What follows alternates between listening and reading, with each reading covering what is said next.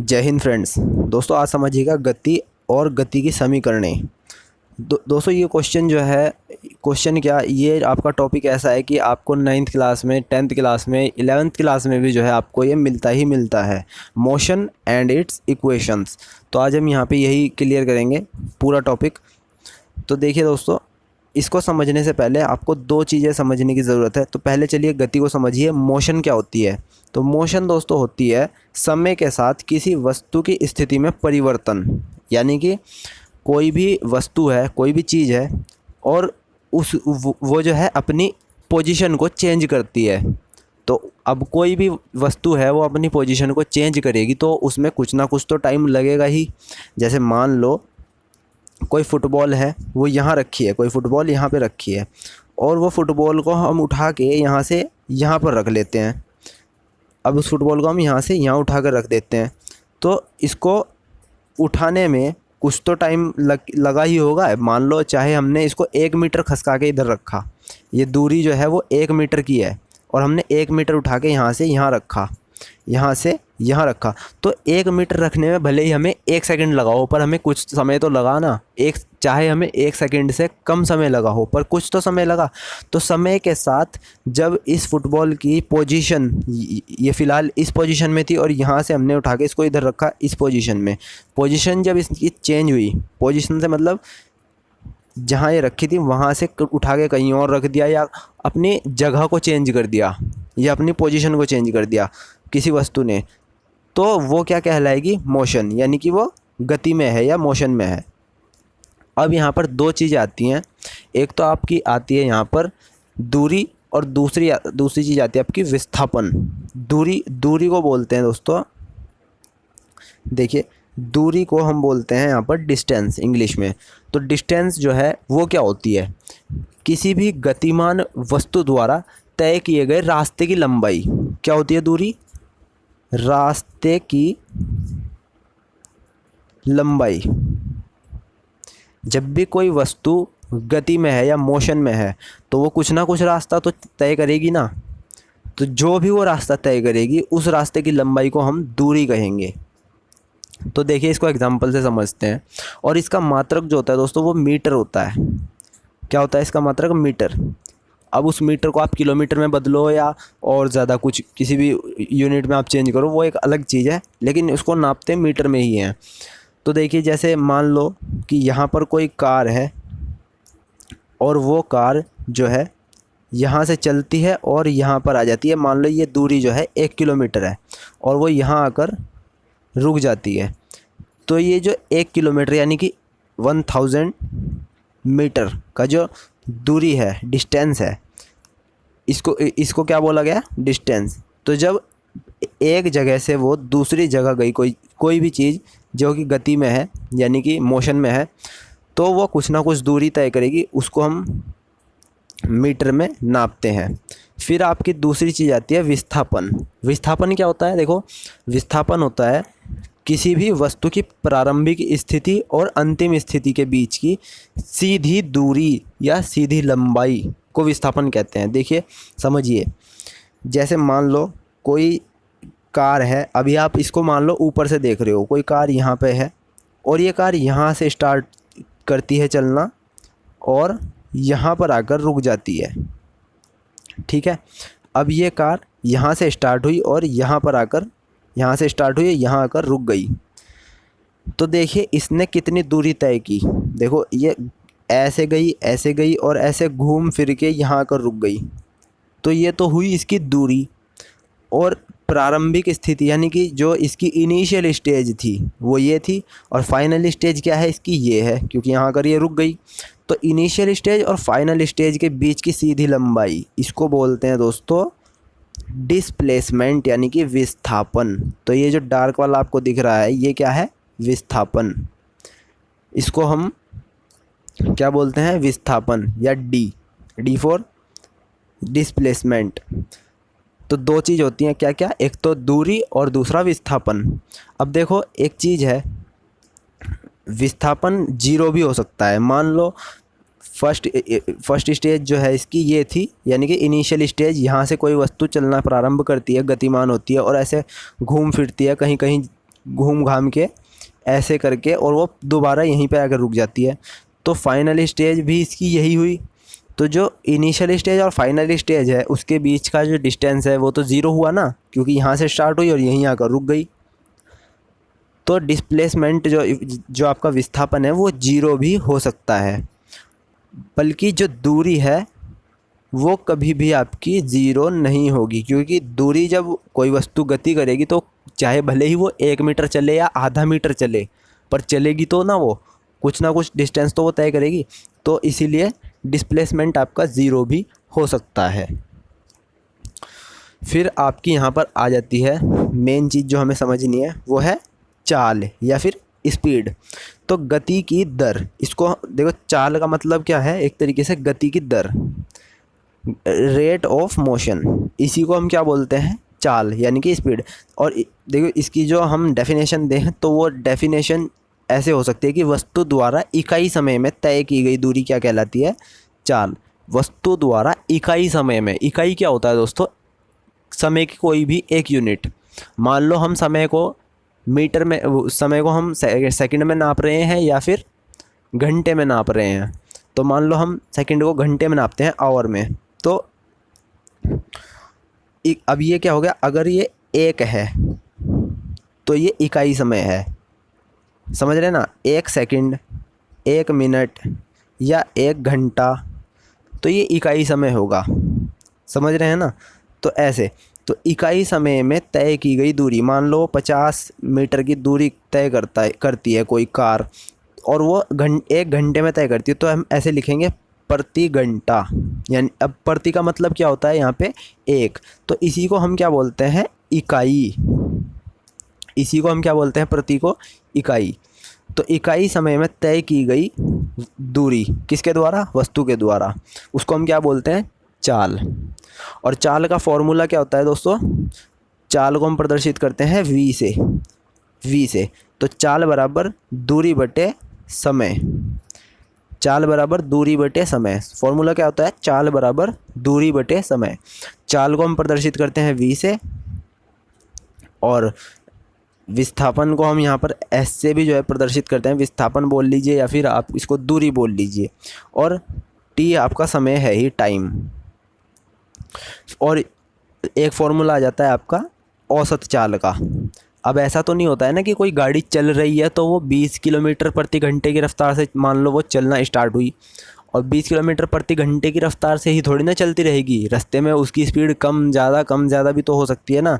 तो इसलिए हम कभी कभी क्या करते हैं, औसत चाल भी निकालनी पड़ती है। तो औसत चाल का फॉर्मूला क्या हो जाता है, कोई चेंज नहीं है यहाँ पे, तय की गई कुल दूरी और बटे कुल समय। मान लो उसने कुल दूरी तो वही तय की होगी ना कुछ तो टोटल दूरी होगी, बस उसमें जो टोटल समय लगा है वो। तो चाल बराबर दूरी बटे समय, मेन फॉर्मूला यही याद रखेंगे आप। अब मान लो कोई भी एक आप एग्जांपल ले सकते हो, और इसको जो हम निकालते हैं दोस्तों, वो निकालते हैं मीटर प्रति सेकंड में। मान लो कोई कार है और वो 10 किलोमीटर जाती है, 10 किलोमीटर जाती है, और मान लीजिए आपको इसको मान लीजिए ये 2 घंटे में जाती है, 2 घंटे में। तो यहाँ पर इसकी चाल निकालने को बोलता है। तो चाल कैसे निकालेंगे आप, v बराबर वैल्यू रख दीजिए, दूरी कितनी है, s कितना है 10, और समय कितना है 2 घंटे, तो 2 पंजे 10। तो यहाँ पर कितना आ गया, v = 5। अब देखिए यहाँ पर एक चीज़ है, ये मीटर प्रति सेकंड में निकाल रहे हैं और हमने समय रखा है यहाँ पर घंटे में, तो आप इसको घंटे के बजाय मिनट में बदलेंगे पहले, और फिर यहाँ पर रखेंगे। मान लीजिए 2 घंटे कह रहा है, तो उसको हम यहाँ पर सेकंड में निकालेंगे और तब रखेंगे। फिर यहाँ पर आपका आ जाता है वेग। अब वेग को समझिएगा क्या होता है। वेग का मतलब, वेग होता है दोस्तों किसी भी गतिमान वस्तु द्वारा इकाई समय में तय किया गया विस्थापन। देखिए वहाँ पर क्या था, वहाँ पर इकाई समय में तय की गई दूरी थी, और यहाँ पर इकाई समय में तय किया गया विस्थापन क्या कहलाता है, आपका वेग, यानी कि दिशा के साथ चाल। एक तरीके से ऐसा समझ लीजिए, जब हम किसी भी वस्तु की चाल निकालते हैं और उसके साथ साथ हम यहाँ पर उसकी दिशा भी बता देते हैं, तो उसको क्या बोलते हैं, वेग। एक निश्चित दिशा में चाल को वेग कहते हैं। और वेग का फॉर्मूला क्या होता है दोस्तों? वेग का फॉर्मूला होता है विस्थापन बटे समय, विस्थापन बटे समय। और इसका भी जो है इसको निकालते किस में है? मीटर प्रति सेकंड में, मीटर प्रति सेकंड में। फिर आपकी एक फॉर्मूले आती है कि एक्सेलरेशन यानी कि त्वरण क्या होता है? त्वरण होता है दोस्तों, त्वरण बोलते हैं इकाई समय में वेग में होने वाला चेंज। इकाई समय यानी कि कोई भी एक यूनिट ले लीजिए आप टाइम की, उस इकाई समय में जो वेग है उसमें चेंज, जो भी चेंज होता है उसको क्या बोलते हैं? त्वरण। और त्वरण का फॉर्मूला होता है वेग में परिवर्तन बटे समय। और वेग में परिवर्तन कैसे निकलेगा? जो जो फाइनल जो आपका वेग है, विस्थापन है, जो फाइनल है v, उसमें से प्रारंभिक घटा देंगे जो इनिशियल होगा u को, और अपॉन t समय, तो a आ जाएगा आपका एक्सेलरेशन। तो अब यहीं पर जो है हमारी, इसी से हमारी गति की 3 समीकरणें निकलती हैं। तो पहली समीकरण क्या है? पहली समीकरण है v = u + at। अब देखिए v भी वेग है और u भी वेग है, दोनों वेग ही हैं, याद रखिएगा, v भी वेग है और u भी वेग है। अब पहली समीकरण में वेग और यहाँ पर t क्या है? t जो है समय है और a क्या है? त्वरण। त्वरण को अगर आप देखें तो त्वरण भी एक तरीके से वेग ही है। देखिए फॉर्मूले में देखिए, त्वरण में, त्वरण कैसे निकल रहा है? वेग से ही तो निकल रहा है ना। u, v माइनस u दोनों वेग ही हैं, तो वेग से ही जो है इसका सीधा संबंध है। तो इसीलिए यहाँ पर जो पहली समीकरण है वो किस किस में संबंध प्रदर्शित कर रही है? वेग में और समय में। वेग और समय के बीच संबंध दर्शाने वाली समीकरण कौन सी है? गति की पहली समीकरण। तो गति की पहली समीकरण किस किस के बीच संबंध प्रदर्शित करती है, किस किस के बीच संबंध दिखाती है? तो वेग और समय के बीच। अब मान लो आप इसका एक एग्जांपल लो, आप अपने हाथ में अभी एक एग्जांपल आप ले सकते हो। अभी आपके फ़ोन में जो है, मोबाइल फ़ोन में जो क्या बोलते हैं, स्लो मोशन का एक फ़ीचर होता है कैमरे में, आप उससे रिकॉर्ड भी कर सकते हैं, तो आपको ज़्यादा अच्छे से फील होगा। देखिए आप एक कोई बॉल लीजिए अपने हाथ में और उस बॉल को हवा में उठाइए अपने हाथ को, और बॉल को छोड़ दीजिए ज़मीन पर। तो जैसे ही आप यहाँ पे मान लीजिए आपने हाथ में बॉल पकड़ी और आपने उसको ऐसे छोड़ा, तो जैसे ही आप बॉल को छोड़ेंगे तो वो नीचे जाएगी एकदम, और वो जैसे ही ज़मीन से टकराएगी, तो इसके बीच कुछ तो समय लगा होगा, उसे ऊपर से नीचे आने में कुछ तो समय लगा होगा ना दोस्त। तो आप उसको कैमरे में रिकॉर्ड करो, और जैसे ही आप छोड़ते हो, जैसे ही आपने यहाँ से बॉल को छोड़ा, तो जैसे ही आपने छोड़ा तो तुरंत स्टॉप वॉच में आप किसी की भी हेल्प ले सकते हैं। स्टॉप वॉच में यहाँ से एकदम से वो बटन दबाए और स्टॉप वॉच स्टार्ट करे, और जैसे ही बॉल ज़मीन से टकराए स्टॉप वॉच को ऑफ़ कर दे। भले ही इसमें 1 सेकंड लगे, आधा सेकंड लगे, कुछ तो सेकंड या कुछ तो समय लगेगा, तो जो भी समय लगेगा उसको नोट कर लीजिए।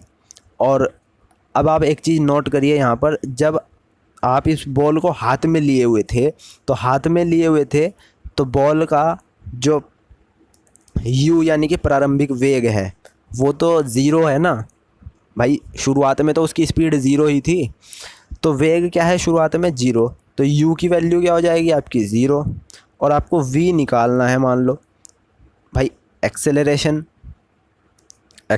आप कैसे निकालेंगे? प्रारंभिक स्थिति और अंतिम स्थिति के बीच का घटा देंगे, v - u/t। तो अब t क्या है? t आपने नोट किया हुआ ही है, जैसे मैंने आपको बताया, स्टॉप वॉच से आप t नोट कर लेंगे। तो यहाँ पर a की वैल्यू आप निकाल लीजिए और t की वैल्यू आप रख लीजिए। मान लीजिए आपका t आ जाता है 1 सेकंड, और a आपका आ जाता है मान लीजिए, तो आप यहाँ से v की वैल्यू कैलकुलेट कर सकते हैं।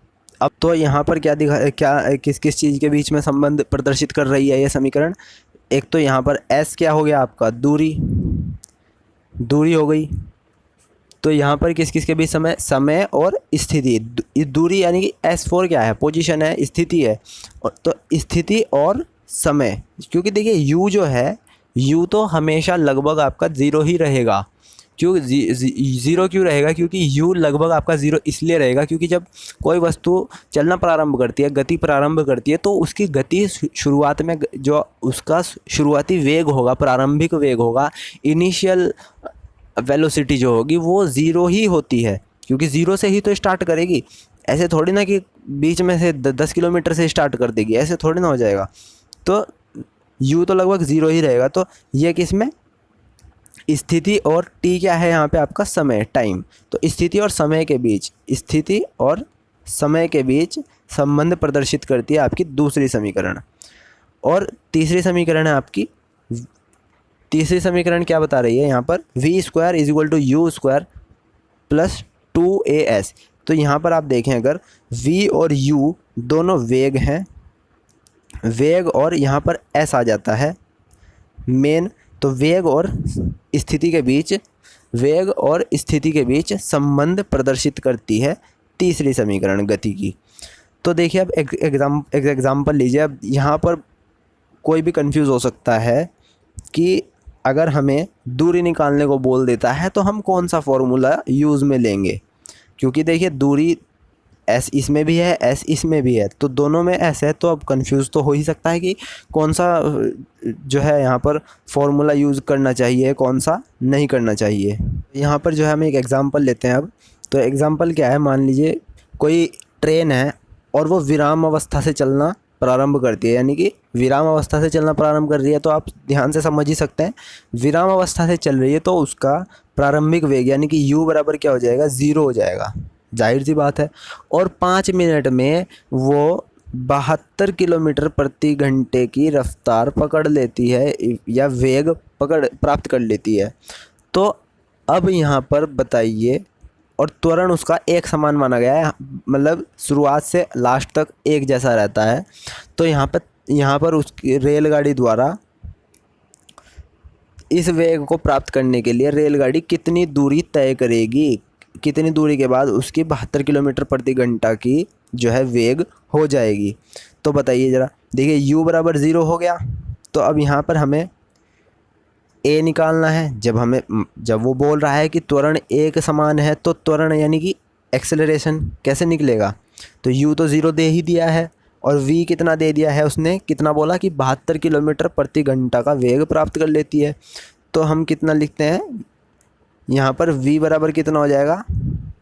v बराबर हो जाएगा 72, और किलोमीटर प्रति घंटा है, तो अगर इसको हम मीटर प्रति सेकंड में बदलेंगे तो यहाँ पर आ जाएगा आपका 20 मीटर प्रति सेकंड। वीडियो थोड़ा लंबा हो जा रहा है दोस्तों, इसीलिए मैं आपको डायरेक्ट बता दे रहा हूँ, 20 मीटर प्रति सेकंड हो जाएगा।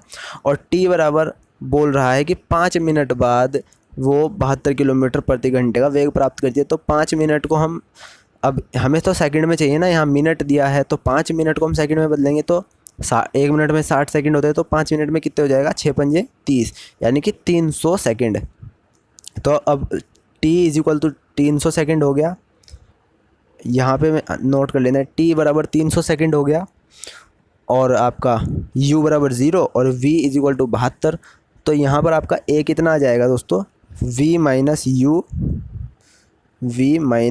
u upon t। फॉर्मूले में अगर आप वैल्यू पुट करते हैं तो 20 माइनस 0 बटे 300, तो आपका आ जाएगा 1/15 मीटर प्रति सेकंड स्क्वायर, यह आ जाएगा ना। तो अब देखिए, अब हमारे पास a भी है और हमारे पास यहाँ पर u भी है, u बराबर ज़ीरो है, a बराबर 1/15 आ ही गया हमारे पास, और आपका v बराबर कितना है दोस्तों? 72 दे दिया है उसने, और 72 को हमने निकाला था तो कितना आ गया था? 20 मीटर प्रति सेकंड। तो 20 लिख लेते हैं यहाँ पर, 20 v आ गया, आपका u आ गया, और आपका a भी आ गया। v, u और a तीनों आ गए। देखिए इस समीकरण में अगर हमारे पास, देखिए हमारा v है, u है और a है। अब हमें s निकालना है, तो जाहिर सी बात है हम सीधा तीसरी समीकरण से निकाल देंगे। तो v square is equal to u square plus 2as। तो देखिए यहाँ पे वैल्यू पुट कीजिए, v स्क्वायर है, यू स्क्वायर है और plus 2as, v square plus u square, v square is equal to u square plus 2as। तो देखिए यू स्क्वायर है, ये तो हट जाएगा, तो क्या आ जाएगा, v square is equal to, क्योंकि u बराबर 0 है तो यहाँ पर यू स्क्वायर जो है, देखिए आप ध्यान दें, अगर यहाँ पे आप यू स्क्वायर की वैल्यू 0 रखते हैं तो ये तो 0 हट जाएगा ना यहाँ से, तो इक्वेशन क्या बच गई, v square is equal to 2as। तो यहाँ से s की वैल्यू अगर आप निकालें तो 2a जो है यहाँ मल्टीप्लाई में है और इधर डिवाइड में आ जाएगा, तो s इज इक्वल टू क्या आ जाएगा, वी स्क्वायर बटे 2a। तो अब यहाँ पे आप वैल्यू पुट कर दीजिए, भाई v की वैल्यू हमारे पास 20 थी तो 20 रखेंगे यहाँ पे, s बराबर क्या आ जाएगा, 20 का स्क्वायर, 20 का स्क्वायर बटे a 2a। अब 2 इंटू a की वैल्यू थी 1/15, तो बस यहाँ से आप इसका पूरा का पूरा वैल्यू कैलकुलेट कर सकते हैं बड़े आराम से, तो आपका s दूरी निकल जाएगी। आज की वीडियो में बस इतना ही दोस्तों, thanks for watching this video.